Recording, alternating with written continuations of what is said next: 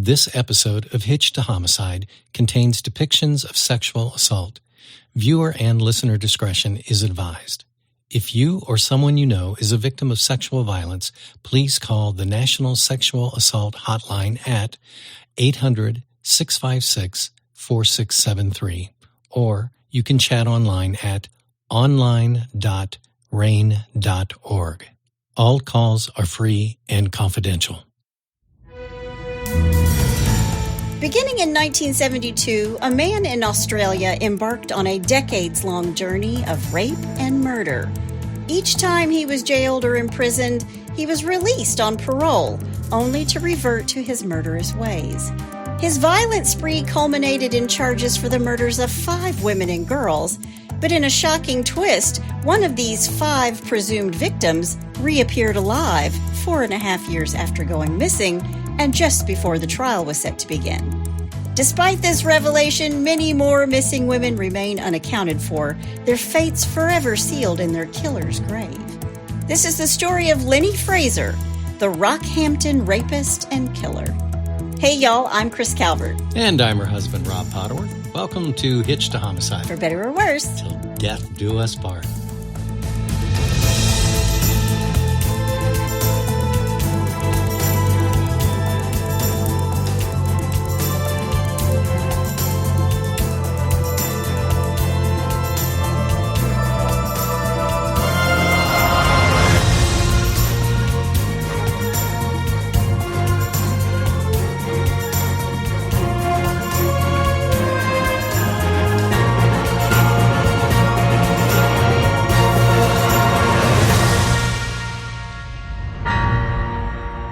Welcome back, everybody. Yes, welcome. And for our friends all the way down under in Australia, g'day. You're copying me because our case is in Australia today. I know, I had to change it to the last second when I heard that. That's a good one. Good day. Yep.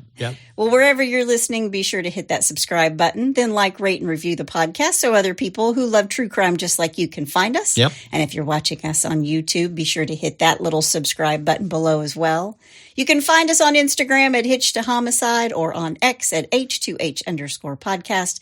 And if you want true crime every single day of the week, please go join our closed Facebook group, The In-Laws and Outlaws. Go to Facebook and type in H2H In-Laws and Outlaws, answer a few questions, and you're in. Go join. You did all that in one breath.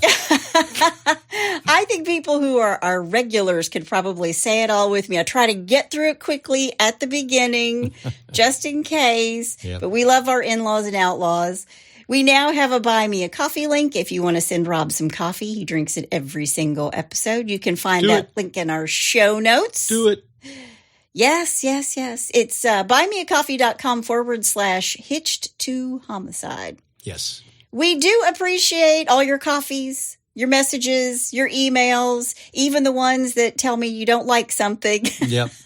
My shirt. Sorry.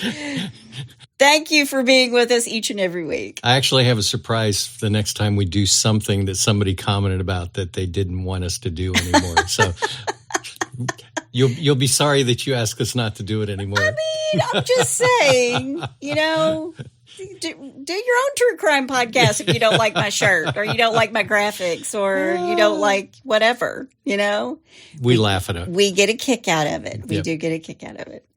Before I get started on this case today, going all the way to Australia, going all the way around the world, let me thank some sources: Wikipedia, Murderpedia, CrimeLibrary.org, the Courier Mail, Radford University, the Internet Public Library, and the Big Book of Serial Killers by Jack Rosewood. Oh, that's my favorite book. There is a book about Lenny Fraser called Things a Killer Would Know, The True Story of Leonard Fraser by Paula Doneman. I did not read it, but I will provide a link to it and all the other sources and citations in the show notes. Great. Well, you ready? I am. Let's go to Australia. Let's do it.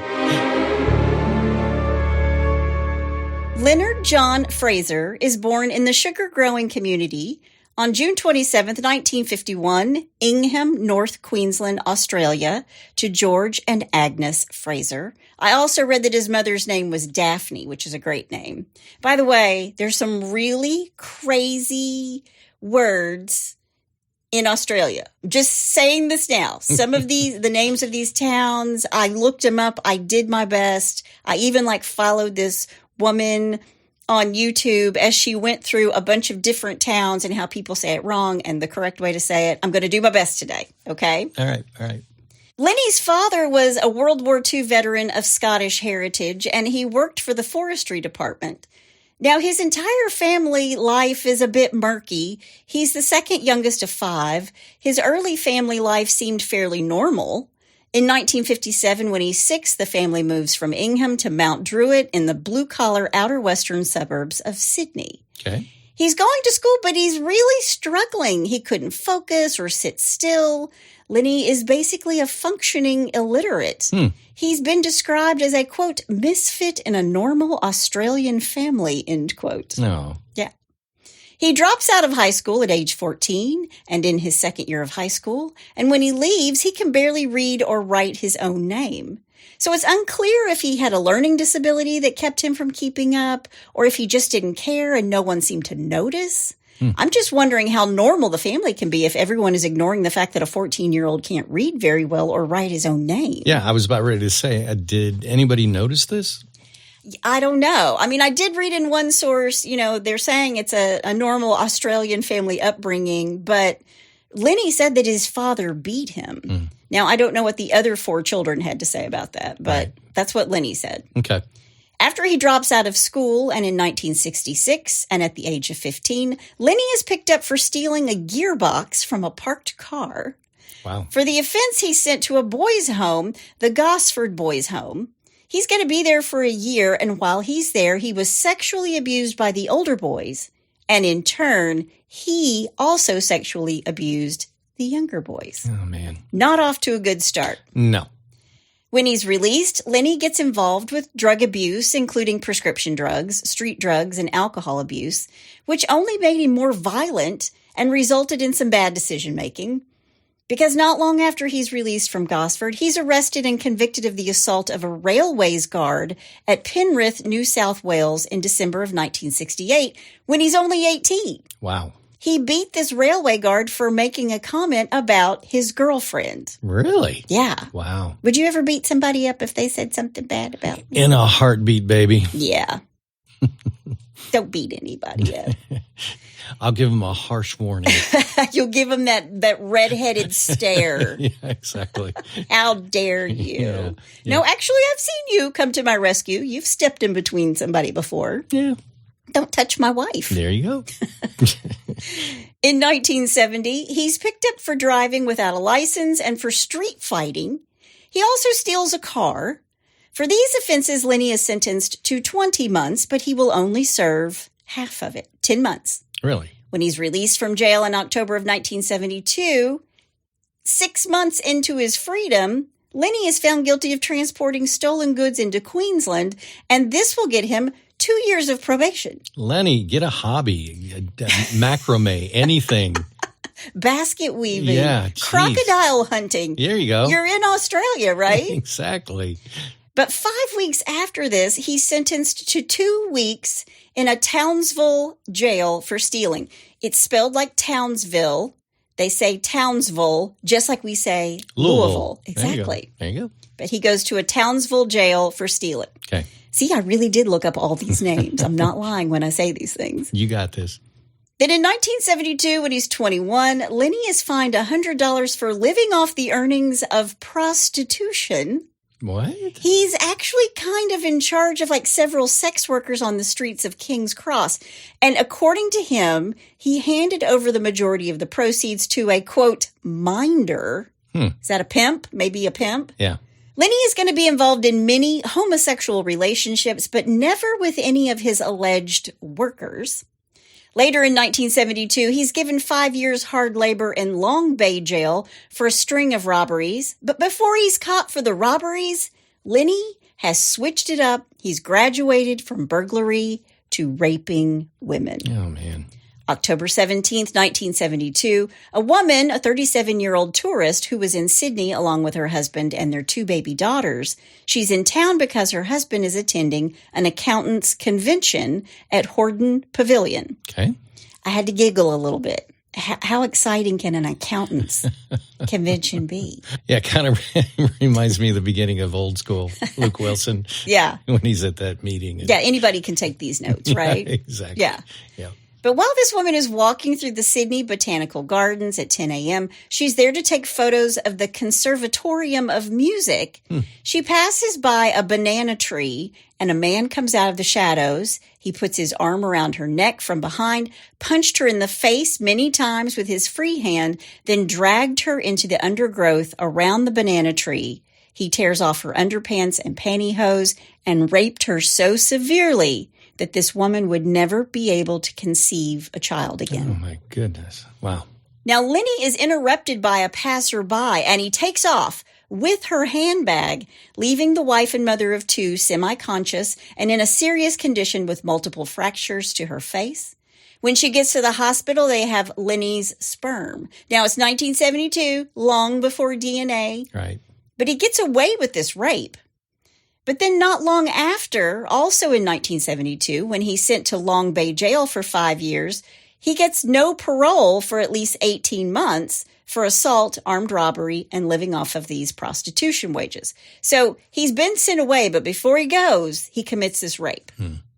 At 10 o'clock on the morning of July 11th, 1974, just 3 weeks after he's released from Long Bay, Lenny approached a young married woman as she walked along a road in the Sydney outer western suburb of St. Mary's, and he attacks her from behind using what is going to become his, quote, calling card, where he would twist a woman's arm up behind her back. He would force her down on the embankment where he raped her. When he's finished, he's under the delusion that the woman had enjoyed him sexually assaulting her. What? Yeah. So Lenny then walked her while holding her hand back up onto the roadway before he takes off. So not only have you been raped, this guy is holding your hand and like walking the street with you for a little bit. Wow. Yeah. That's horrible. Yeah. 6 days later, on July 17th at 9 p.m., Lenny assaults a 20-year-old woman who's working alone in a nearby Mount Druitt dry cleaning shop. He goes in, he asks for his dry cleaning, and then he followed behind her. She goes around the counter. When she goes to look for his clothes, he grabs her from behind, he twists her arm, and Lenny was just about to take her to the floor to rape her when another customer entered the shop. Oh, bad timing. So he's interrupted, and he makes a run for it. Right. 3 days later, on July 20th, at Rudy Hill, again in the same area, Lenny speaks briefly to a woman as she's walking along a road. Then out of the blue, he punches her in the face and twists her arm behind her back. Yeah. These two struggle toward this small creek, and the woman remained calm. She's talking to Lenny. She's telling him that she did, in fact, want to have sex with him. Oh, really? And that she would happily make love to him. But she wanted to go back to Lenny's house so they could have sex in a bed. And Lenny's thinking, this is great. Yeah. This is awesome. Jackpot. So he walks the woman hand in hand again back up onto the road. And as soon as she sees her chance, she breaks free and runs to the nearest house to call the police. Wow. Now, I mean, honestly, it was super smart. Yeah. I don't know how well that would work today, but at the time, super smart. Yeah, but this guy's no genius. Well, he's not, because bless his heart, Lenny wasn't hard to find. He left his wallet with his birth certificate in it at the scene of the attack. All he needed was one of those spring-loaded pointy hands that you see in the cartoons. I mean, it's a bless your heart. He leaves his wallet with his birth certificate. Yeah. Poor Lenny. Exactly where he tried to attack her. They go pick him up. He's quickly taken into custody. Lenny confessed to one rape and the 2 attempted rapes without any qualms. He denied that he would have to force the woman in the dry cleaning shop to have sex with him if they had not been disturbed. Quote, I would not have had to force her, end quote, he told the investigators. What a nice guy. Quote, she was just about to come across, end quote. Gee whiz. What does that mean? She's just about to come across. She's ready. Yeah. Yeah. Yeah. I almost convinced her. No, she wanted it. He's really delusional. He thinks these women want him. That's scary. But then he tells the police, oh, by the way, I raped a woman in the Botanical Gardens 2 years ago. What? Yeah, just Just Tells fesses them it up. off the cuff, yeah. Wow. And they're like, whoa, that was out of the blue. Wow. And he tells them, quote, I don't know what came over me. I've always regretted it, end quote. Jeez. He tells the police that night he'd had an argument with his flatmate where they lived in King's Cross, and he went to the botanical gardens where he just wandered around for a bit until he saw this French woman and decided to attack and rape her. When Lenny's interviewed by a psychiatrist in Long Bay Jail, he tells him that he would be happy if he never saw his brothers or sisters again, and that he hated his father and his mother. Wow. Now, I don't know if that's true or not, but because we're going to come back to that. Okay. But what Lenny really wanted to do, Rob's going to love this. Uh-oh. He wanted to become a Hell's Angel. Oh, jeez. He wanted to be a part of their motorcycle gang. I'm thinking even the Hells Angels go, yeah, Lenny. Yeah, I don't think so. A little over the top for us. In December of 1974, at the age of 24, Lenny pleads guilty to 2 counts of rape and 2 counts of attempted rape. The court psychiatrist gets on the witness stand and says that Lenny Fraser is beyond help. Quote, he has no conscience at all. He will use anyone and anything to his advantage without giving a lot of thought to other people's feelings. He has little or no impulse control. And apart from that, there is no real psychiatric disability there. There is no known treatment for this type of psychopathic state, end quote. Wow. Tell us how you really feel, doctor. Yeah. There's a blinding endorsement. Yeah. According to this doctor, Lenny had this belief that the women he raped wanted him. They wanted to have sex with him and that they enjoyed it. And by the way, I read in one source that Lenny actually represented himself in this case. Of course he did. Yeah. Oh, man. Want to be a Hell's Angel? Want to be an attorney? Yeah.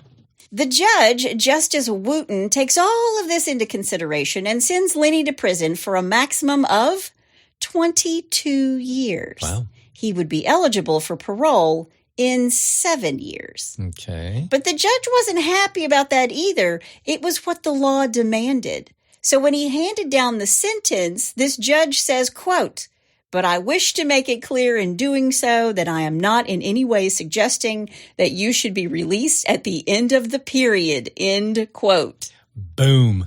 Yeah. Wow. When the sentence is handed down, Lenny's mom is in the courtroom and she tells the Sydney Morning Herald, quote, I have abandoned him as my son. I know it is a terrible thing to say, but I can rest when he is inside. I go to bed at night, and when I hear news of an assault or robbery, I know it will not be my Lenny, end quote. Good grief. Can you imagine? No, I can't about that imagine. About your own kid. Yeah. Jeez. But even though the judge didn't want him released, Lenny is paroled after 7 years. Are you serious? Paroled after 7 years. Wow. And released in 1981. After he's out of prison, he makes his way to Mackay in Queensland and takes a job working on the railways. Lenny is now 30 years old. He's only 30. Half of his life he has spent in prison or reform school. Right. Then in 1982, Lenny sees a car for sale in front of a home. He knocks on the door and he gains entry into this woman's house because he's saying, I'm interested in buying your car. Right. But once he's inside, he grabs her from behind. He twists her arm behind her, just like he's done before. His plan is to rape her. But somehow, this woman talked Lenny into allowing her to call her husband while the physical assault is happening. Really? So all I got to say is these Australian women, talking him into, let's go to your house instead. Yeah. Or let me call my husband. Right. I just think they're made of tough stuff, obviously. Have you seen the spiders and the snakes that are in Australia? And they all act like it's not a big deal. Yeah. I don't know whether some of those pictures are fake or not, but I see some of those spiders and they're like 2 feet wide. We're going to get an email from our Australian fans saying, look, Rob, this is real. Yeah, let me know if that's real or not, because every time I see a picture on the internet, Facebook or whatever, Instagram, and it's these huge spiders on the walls. Yeah, and snakes. Like, what? Yeah, just snakes everywhere. Kangaroos in your backyard. Crocodiles. Yeah. Seems like a very dangerous place to me. But these people are very well equipped to handle it. And these women are very well equipped, apparently, to handle Lenny. Yeah. So She calls her husband. She makes this call, and Lenny takes the phone away from this woman and tells the husband, quote, "I hope you're not going to kill me. I just wanted to prove a point that somebody could break in and rape your missus," end quote. Wow. Yeah. Wow. Twisted. In the McKay District Court, Lenny was sentenced to 2 months in jail for aggravated assault on this woman. Just 2 months? 2 months. Wow. When he's out of jail, Lenny settled in McKay, but in July of 1982, Lenny's grandparents are both killed in a car accident. Lenny is now 31 years old, and he spent most of his life in and out of jail, just like I said, and prison. Yeah. But he was really close to his grandmother, and her death had an impact on him. Right. So I don't think he cared for his dad, who apparently was beating him. Mm-hmm. He's already said he hates his brothers and sisters. Right. His mom wants him in jail. But apparently he was close to his grandmother. So when his grandparents are killed together in this car accident, he's pretty devastated. Mm. In September of 1982, he moves back in with his parents that he hates at Hayes Point. And not long after, he meets 26-year-old Pearl Rigby. Okay. She's a single mom. He moves in with her and her 9-year-old son, and in an old house that has been converted into flats. He fathers a daughter with Pearl and acts as this little boy's father. And during this time, he manages to hold down his job as a laborer with the Queensland Railings. He's a ganger. That's what they called him. Okay. So does Pearl know his history? I don't know if Pearl knows his history or not. I mean, I'm thinking, are you going to let a convicted rapist move into your house when you have a young child? Well, and she fathers a daughter with him, too. Okay. Whatever. Yeah. All right. Way to go, Pearl. Well, he works as this ganger. That's what they call him, a ganger on the railways. Mm-hmm. And he does this for the next 2.5 years. And his coworkers nicknamed him Animal because he was such a partier. Mm. And I thought, if they only knew. Yeah, that's an understatement. Yeah. But his behavior is beginning to deteriorate, and he's turning back into the old Lenny. Mm. July 1985, a 21-year-old woman named Lisa would take daily walks at an isolated beach at Shoal Point just north of McKay. Lenny sees her and he begins to stalk her for several days while she's out walking. Okay. After watching her, on July 30th, 1985, he attacks her from behind in broad daylight, twisting her arm behind her back. He asks for oral sex, but prematurely ejaculates. Then he brutally raped her and left her for dead. Mm. She goes to the police, and because of Lenny's record and habitual modus operandi, or rape and assault, Lenny wasn't hard to find, and he was sentenced to 12 years in jail. How much of that did he serve? Well, this time, Justice Darrington said he regarded the prisoner as a dangerous man who preyed on women who were strangers and alone. Quote, "They," meaning the victims, "would regard you as being the equivalent of a filthy animal." It, meaning rape, is one of the worst forms of degradation on another human being you can think of, and it deserves no sympathy whatsoever. Good. This time, Lenny is sent to Rockhampton's Etna Creek Prison. And while he's in prison, his fellow inmates give him the name Lenny the Loon. Why'd they call him the Loon?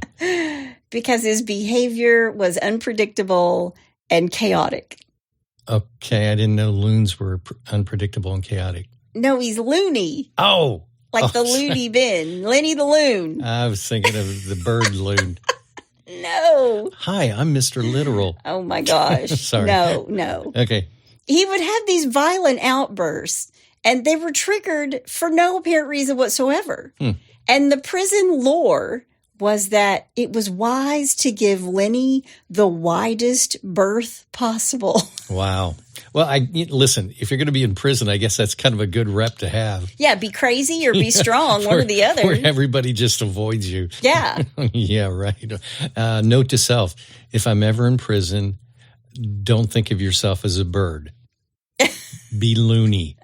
Okay, go for it. Or be strong, one or the other, right? Exactly. 2 years into his prison sentence in 1987, he calms down a bit because he meets a woman. Her name is Betty. But their relationship ended when Lenny didn't make parole. But while he's in prison, he's really active in the prison drug trade and apparently with his pen pals. Now, here's why I'm saying I don't know about hating his dad. Because in October of 1996, he was allowed to fly to Brisbane unaccompanied to attend his father's funeral. Okay. What? They just let him go on his own and he's on the honor system to come back? Hey, do you promise if we let you go to your dad's funeral, you'll come back? Yeah, I promise. Oh, man. Okay. And he does. He returns to jail, which was very shocking to me. Yeah, he comes back. That's shocking. Now, while in prison, remember I said he likes his pen pals? Yeah. He gets a pen pal named Marie Chivers. Then after serving 12 years of his sentence, his full sentence, Lenny is released on January 7th, 1997. He is 46 years old. Okay. When he's out, he lives in a hostel on and off, and he's also living off of unemployment wages. But in mid-1997, he moves in with Marie Chivers, who, by the way, has cancer. And even though Marie has a terminal illness, their relationship turns sexual pretty fast. Right. Now, Marie would eventually leave him because of his violent streak, and she moved to Brisbane so she could get treatment for her terminal cancer. But Lenny follows her, and allegedly he raped her in the hospital chapel. She would die 6 months later. He has never been accountable for this rape. Wow. Then Lenny moves to Mount Morgan, a mining town of about 3,500 people on the Burnett Highway southeast of Yeppoon. Hope I got that one right. And near Rockhampton. Okay. And as soon as he rolled into town, the people started talking about the strange guy that's now living in their quiet little town. He looks like a loon. Who is this guy? Yeah. And while he's there, an intellectually disabled woman, that's what she was called in all the sources. Right. She complained to the police that Lenny had annoyed her, bothered her while she was riding the bus. And Lenny was seen out roaming the town at all hours of the night and every day. And when the local school let out, he was waiting at the front gate where he would try to make conversation with any female regardless of her age. Oh, jeez. He's Chester the molester. Yeah, this guy, I mean, he's an animal. I mean, they had it right. Wow. I mean, I can remember being in elementary school and a police officer coming into our class and showing us a sketch. Yeah. Stay away from this guy. Right. Chester the molester. Yeah. Lenny would often show up at employment agencies that worked with intellectually handicapped people who were looking for partners. He mowed lawns, he drove children to school for beer and gas money. But in mid-1998, he moves in with Christine Raitt in Rockhampton. She goes by Chrissy. Lenny is now 47 years old. Chrissy is 19 and is also intellectually handicapped. Oh, man. He beats and rapes Chrissy. By 1999, another woman moves into the house with them, along with her 11-year-old daughter. They take a spare room in the house to help pay rent, but they soon move out because the mom accused Lenny of assaulting her daughter. Jeez. Now, I didn't read that it was a sexual assault, but he did assault her. Right. But not long after this, and I'm sorry I even have to say this part, not long after this, Lenny's kicked out of the house by the landlady, who claimed that she caught Lenny having sex with her blue heeler cattle dog in the backyard. Whoa. Yeah. Oh, my gosh. The dog died several weeks later from rat poison. Oh, man. So he killed the dog, too. Sorry to all the dog lovers out there. I am so sorry. Scotty, don't listen to him. Don't listen. Cover Scotty's ears. It's bad. They're covered right now. And this guy he really is an animal. September 2nd, 1998. 14-year-old Natasha Ryan disappears on her way to a North Rockhampton school. Lenny stabs her, allegedly because she was pregnant with his child. I think that is his version. Then he placed her body in a grave he dug on a property outside of Rockhampton. Lenny worked with 39-year-old Julie Dawn Turner for a couple of months in 1998 at the Rockhampton slaughterhouse. She'd told a friend that she was moving in with a guy named Lenny, but didn't tell them anything more. Then on December 28th, 1998, Julie left the Airport Liberty Club in Rockhampton in the early hours of the morning after a night of partying. Julie's intoxicated. She's also penniless, so much so that she asks around for enough money to catch a cab home. And when she couldn't get one, she starts walking. She's never seen again. Lenny was giving her a lift home, and when he placed his hand on her leg, when he made a pass at her, she slapped him. So he beat her to death near a police boys club and left her sandals near an electrical box. Wow. He then dumped her body near the Yapoon refuse dump. Man. Beverly Doreen Leggo, age 36, meets Lenny at the Mount Morgan hostel where he stayed in 1997. Beverly was last seen on March 1st, 1999, at a bank in the Central Business District near the East Street Mall. He took her for a swim at Nankin Creek outside of Rockhampton. Then he smashed her across the jaw. She is semi-conscious. He puts a rope swing around her neck twice and tucked the end through the loops and pulled it tight. He basically hangs her. And when she stops kicking and she's dead, he pulls her back onto the grassy shore, put her black bra and panties around her neck and pulled them tight. So if she really wasn't dead, if she woke up, she wouldn't be able to breathe. Wow. Sylvia Marie Benedetti, age 19, goes missing on April 17th, 1999. She's last seen on April 18th, 1999, sitting in the Rockhampton City Mall with Lenny. She was unhappy and going through a bad time with her boyfriend. He took Sylvia to a rundown hotel, to room 13. He tells her that that's where he has his drugs stored. And when he tried to kiss her, she didn't like it, so Lenny hit her and knocked her out. Then he went to see if anyone was around to hear her scream. He goes back into the room, and she's lying there staring up at Lenny. He picked up something with a serrated edge, and he, quote, bled her like an animal, end quote. God. He made a bloody handprint on the wall and had to smear over it. Partial remains of her body will be discovered by surfers in the bushland near Sandy Point Beach, but her blood is going to be in his car. Then just days later, on April 22nd, 1999, 9-year-old Kira Steinhardt disappears while taking a shortcut through a vacant lot on her way home from school. It's 3:20 p.m., and Kira has left Berserker Street State School to walk home to her mom. Okay. It was only the second time that she had ever walked home on her own. Wow. She walks down the street, turns right onto Robinson Street at North Rockhampton High School. Kira's mom is Teresa, and she had a baby brother named Connor. This is the same area where Natasha Ryan goes missing. All right. Lenny attacked little Kira, striking her on the head before raping and then killing her. A woman named Lynette Kierman lived across the street from the vacant lot where he takes her, and she tells police that she saw a man catch up with Kira and hit her on the head. She said the little girl fell to the ground, and she couldn't see her in the long grass, but she did see the man fall on her and move as if he was raping her. Jeez. Then she tells police the assailant ran away and came back shortly with a car, lifting the little girl from the ground and into the trunk and driving away. The problem is, and according to one source, Miss Kierman waited 20 minutes before she called the police. Yeah, what's up with that? She was afraid to make an anonymous phone call to the police. But by the time she did call, little Kira was dead, and Lenny had disposed of her body. Wow. Then on April 21st, 1999, a man who owned a shop opposite this rundown hotel where Lenny had raped and murdered Sylvia Benedetti tells Lenny, kind of off the cuff, yeah, that hotel across the street, it's going to be demolished. And Lenny got really angry. He got red in the face and said to this guy, quote, they can't do that, end quote. Okay, I'll tell him. They're going to find my crime. I mean, he's thinking they're going to find my crime scene. Sure.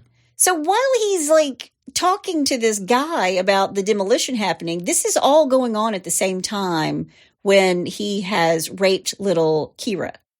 Because the next day, the police traced Lenny through Mrs. Kierman's description of his early model red Mazda 626 sedan. And they go and pick him up. Okay. So not only did Miss Kierman see everything happen, she knew the kind of car he was driving. So when she did call police, she did give them that much. Why did she wait so long, though? I don't know. That's crazy. She was afraid. She was afraid. I don't care if you're afraid. I mean, she's inside her house. Yeah, I know. Come on. I know. Okay. While police are searching for little Kira's body, they get a call to come to a rundown Queensland hotel where wreckers had made a horrific discovery. In room number 13, the carpet was soggy with blood and there was blood sprayed all over the ceiling and walls. Jeez. There were bone fragments in the carpet and in a downstairs freezer. Now, mind you, this freezer is not hooked up to anything. This is an abandoned hotel. Police find a pair of women's shoes submerged in filthy water. A forensic examination told them the blood was human, and police believed the blood belongs to Sylvia Benedetti. Police also now think there's a serial killer loose. Yeah.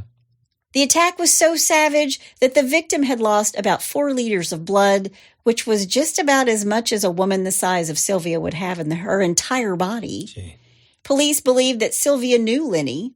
She was actually seen with him on the night before she disappears. Now, tests of the blood found in the trunk of Lenny's car are going to match that of the blood found in the room. It's too early for DNA, right? But they can match the blood type. Okay.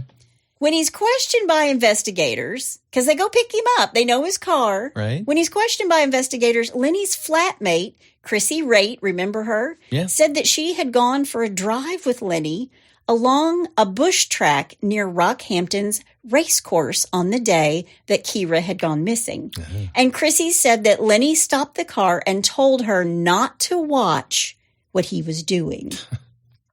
Okay. And she said that she did watch. And he removed what looked like a blonde doll wearing a green school uniform from the trunk. Chrissy said that when Lenny saw her looking, he dropped what he was carrying. He went back to the car. He reached into the window and he punched her in the face. Jeez. She then looked straight ahead. And after a little while, Lenny got back in the car and drove away. Chrissy said that when they returned home that evening, Lenny washed out the trunk completely. Now, samples were taken from the blood and hair found in the trunk of Lenny's car, and those matched Kira Steinhardt. There was also another female's blood on the trunk hinge and on a cigarette paper in the glove box. Oh, man. Does he want to get caught? Yeah, well. Yeah, leaving stuff everywhere. So they've picked him up. They've got him in jail. They're hammering him every day, but it's going to be 2 weeks before Lenny actually breaks and confesses to Kira's murder. Then he takes the police to her little naked body. He had abandoned it on a thick bed of grass near the Rockhampton racecourse. He propped her up against a tree in a creek bed. Her throat had been cut, and her green school jumper was placed over her naked body. Wow. The girl's body was so badly decomposed that they couldn't get much evidence from it. Oh, that's sad. On May 7th, 1999, Lenny Fraser was charged with the rape and murder of Kira Steinhardt.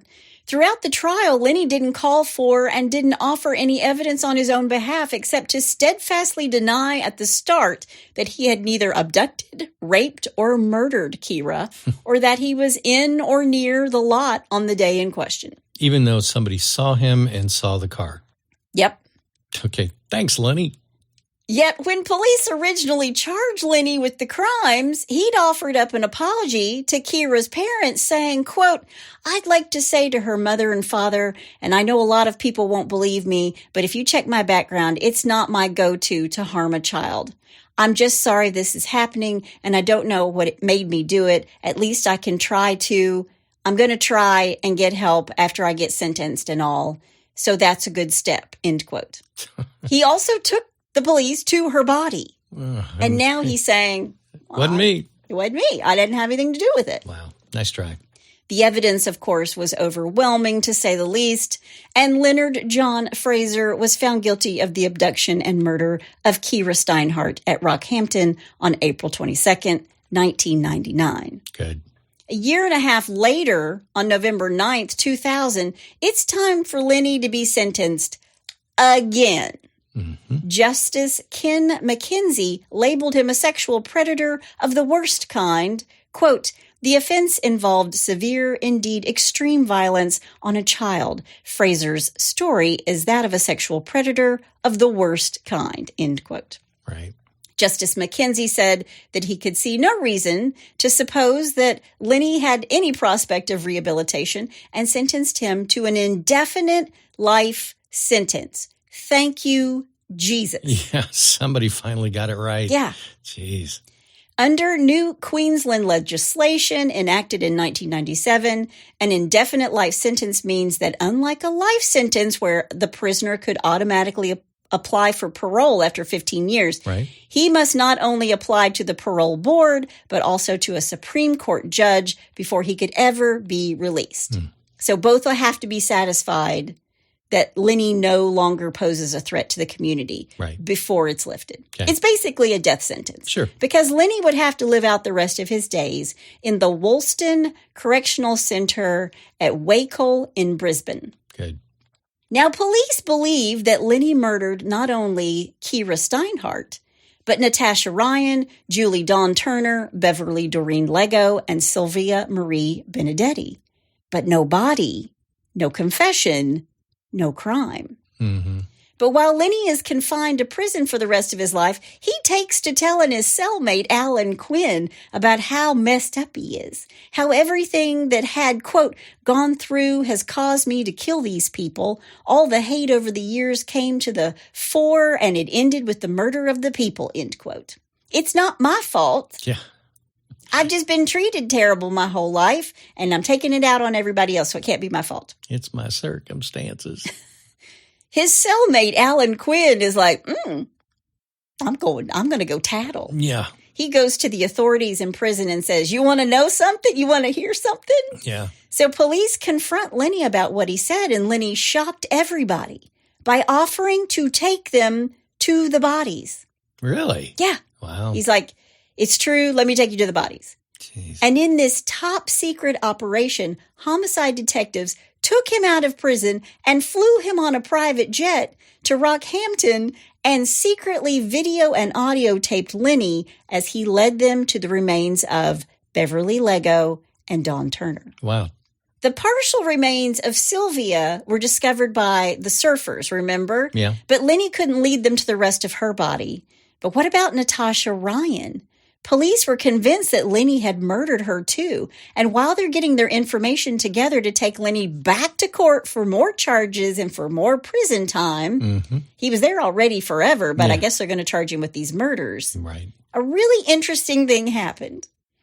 On Thursday, April 10th, 2003, the case takes a sensational turn when one of the alleged victims, Natasha Ryan, is discovered by police hiding in a cupboard at the home of her boyfriend, 26-year-old Scott Black, 1 kilometer from her mother's home in Rockhampton. What? Yeah. Okay. Police said that they acted on a tip arising from the trial. Natasha was 14 when she went missing. She's now 18. Okay. And she just walked away. Wow. And everybody assumed that Lenny had raped and killed her. Okay. Because it was, she was walking home from school and boom, she's gone. Yeah. But despite this media frenzy, there was no real explanation given for Natasha Ryan's disappearance and reemergence 4.5 years later. Instead, the story was put up for grabs to the highest bidder. Natasha went back to living with her mother. It was rumored that Natasha wanted $250,000 for her story. Wow. And all that her father, Robert Ryan, who was separated from Natasha's mother, could tell the local press was that he believed his daughter had been dead for 4.5 years. Jeez. Yeah. Quote, I couldn't stop cuddling her. It was like I saw a ghost, end quote. Wow. Yeah, I mean, he thinks his daughter's dead, and his daughter is letting her parents think that she's gone, that she's dead. Well, if she wasn't, then she probably will be after her parents get a hold of her. Well, she's 18 now. She's an adult. I don't care. She does go back and live with her mom. Yeah, okay. But the detective in charge of the case said that when Natasha Ryan went missing in 1998, they actually searched her boyfriend Scott Black's home, but they didn't even come up with anything. There was no indication that there was a female there at all. Detective Hickey, who was in charge of this case, said that a surveillance team was assigned to Mr. Black's house and also to observe his comings and goings and the people that he associated with, but there was nothing whatsoever to connect him with the disappearance of his girlfriend, Natasha Ryan. So the court immediately declares Lenny not guilty of Natasha's murder. Okay. And then his attorneys want the whole case thrown out. Because it was all five of them, right? Yeah. But after 4 days, Justice Ambrose came back and said, there's going to be a trial for the other victims. Mm-hmm. So the trial resumes on April 15th, 2003, and Lenny's former cellmate gets up on the witness stand and says that Lenny liked to brag to other inmates, quote, they're trying to get me on these murders, but they won't be able to pin them on me, end quote. And Alan Quinn even went on to say that Lenny lied to him, saying that he did murder Natasha Ryan with a knife that would, quote, never be found, end quote. Lenny told his cellmate that Natasha had asked for a ride to the beachside township of Yeppoon and that he'd knocked her out after she fell asleep on his shoulder in the car. He told his cellmate that he'd disposed of her body under a mango tree and that it was removed by a mystery man named Casper, who moved the body to Yamba. Okay. But Lenny lied about a lot to his cellmate. Yeah. He said that he'd murdered a female backpacker and had dumped her body in a crocodile pond in an abandoned wildlife park north of Rockhampton. Wow. Only after police had dug up the pond and searched the farm extensively did they realize this is a hoax. Yeah. His cellmate said that Lenny also boasted about how he drove his pickup truck, his ute, which is short for a utility vehicle. They call a pickup truck a dumpster in Australia. Okay. But he drove his ute with the body of one of his alleged victims, Julie Turner, in the back after he had covered it with a tarp, past the police car in Rockhampton. Wow. But authorities wired up Alan Quinn and listened to him confess to murdering Beverly Leggo. So they're like, okay, you've given us this.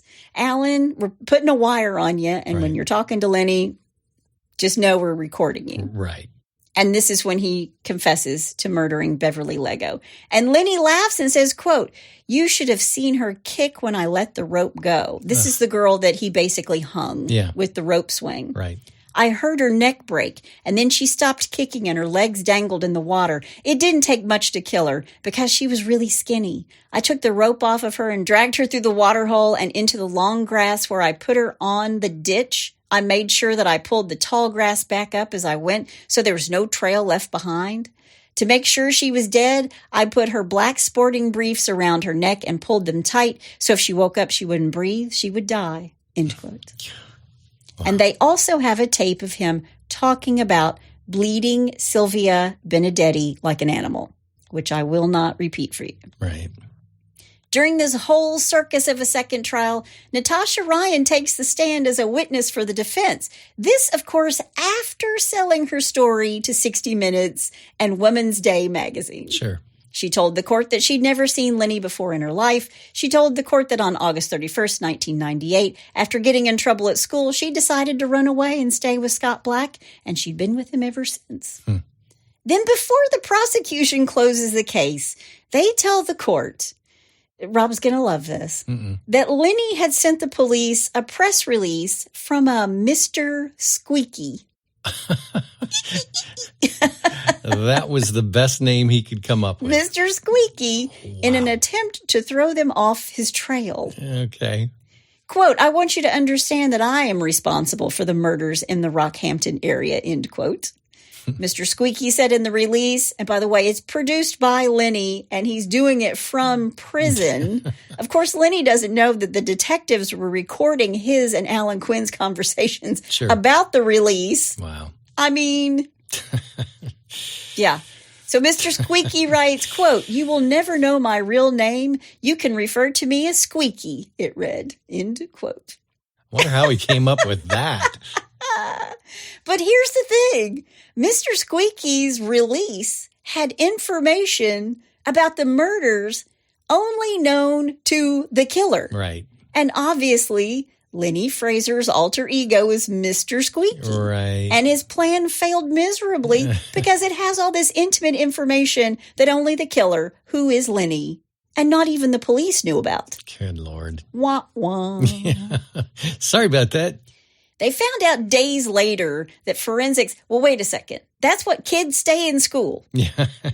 Stay in school. This is what happens. Yeah. He didn't quite think that one all the way through. Yeah. Yeah. They found out days later that forensics showed that Beverly Leggo was strangled with her black bra and panties, just as Mr. Squeaky had said. Mm-hmm. And when they go to the police boys club where Mr. Squeaky said he murdered Julie Turner, they find her sandal and her bra. Mm. The prosecution pointed out that all Mr. Squeaky's confession did was really incriminate Lenny Fraser further. Yep. On May 9th, 2003, after little more than a day's deliberation, the jury convicted Lenny of the murders of Sylvia Benedetti and Beverly Doreen Leggo and the manslaughter of Julie Dawn Turner. The verdict of manslaughter meant that the jury believed that Lenny did not intend to kill Julie. But Lenny stood silent and red-faced, yawning and stretching. Yeah. Stretching his arms behind his head as the verdicts were handed down. He's like, okay, whatever. What? I mean, the arrogance of this guy.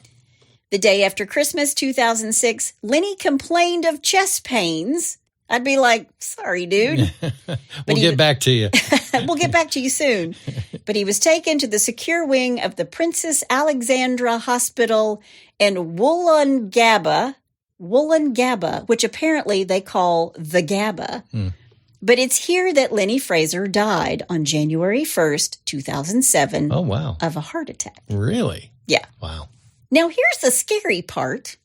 When they went to Lenny's home after he was arrested for the murder of Kira Steinhardt, detectives found 3 ponytails of human hair in Lenny's bedroom.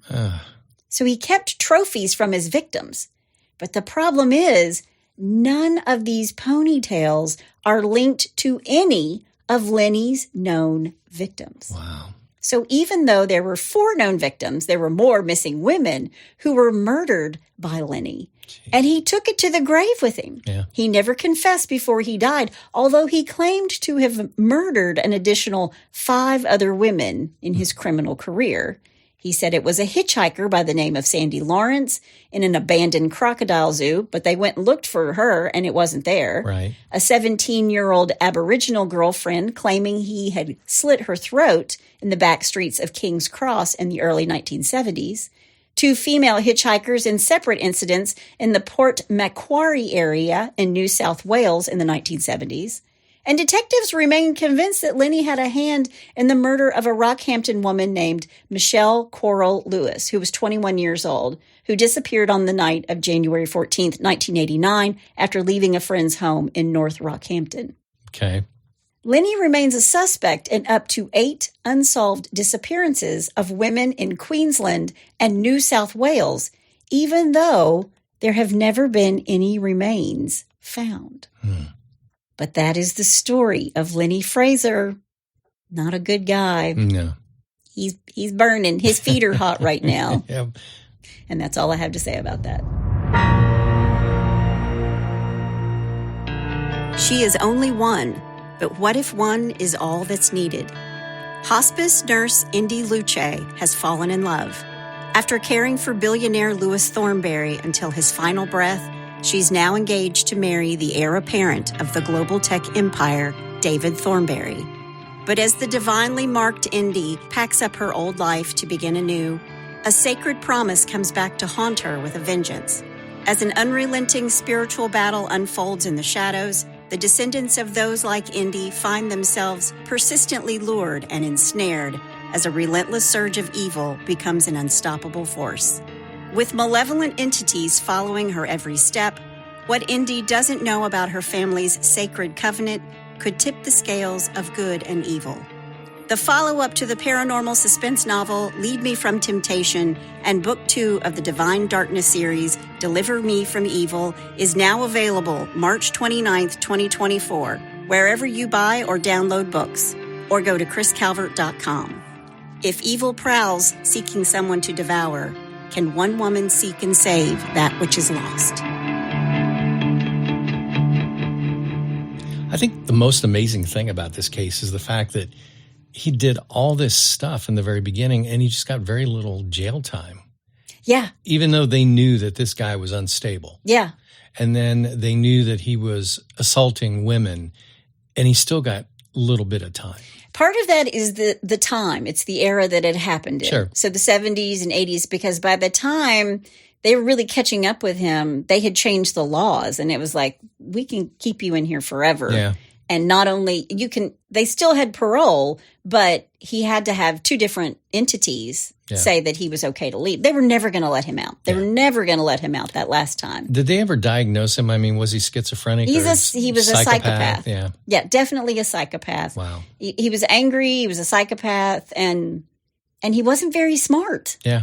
He wasn't very smart. And I think the one psychiatrist who said he used people, everything was to his advantage. He used every situation and every person to his advantage. I think that's exactly right. Right. Wow. Well, speaking of not very smart, let's do a little bless your heart. Well, bless your heart. All right. Number one, I'm calling runaway juror. Runaway juror. Yep. A 20-year-old juror in a felony shooting case had to go before the judge herself after skipping deliberations to take a vacation to Cancun, Mexico. Oops, can't do that. No. Ivana, I can't even pronounce her last name. We'll just call her Miss Ivana. Yeah, let's just call her Miss Ivana because I would butcher that last name. You mean like I butchered all of those towns in Australia? You did good. All right. Miss Ivana admitted she knew it was wrong to leave town, but said she'd saved a long time from her part-time job to pay for the 9-day family vacation to Mexico, and she wasn't going to miss it, reports the Milwaukee Sentinel. We know Milwaukee. Yeah. After she disappeared, she did call the court clerk from the airport to say she had left her vote with the jury foreman. I know I'm not there, but I know how I feel. Yeah. Miss Ivana faced a stint in jail, but caught a break when the judge only fined her $300. Yeah. She said, I don't know if it was worth it, but I did have a good time in Cancun. No. Yeah, Miss Ivana said after the contempt hearing. The defendant in the gun trial, Spartacus Outlaw, and his lawyer, that's his name. Spartacus Outlaw. I guess. Okay. And his lawyer agreed to proceed without Miss Ivana, saving the expense and delay of a mistrial. The jurors convicted Outlaw of being a felon with a gun, but couldn't reach a verdict on the charge of first-degree reckless injury with a dangerous weapon.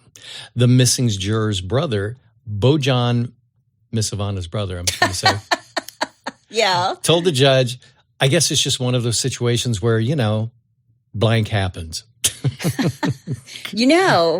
I have a quick little story. I got called in for the Mike Tyson trial. I was living in Indianapolis at the time. And you never told me that.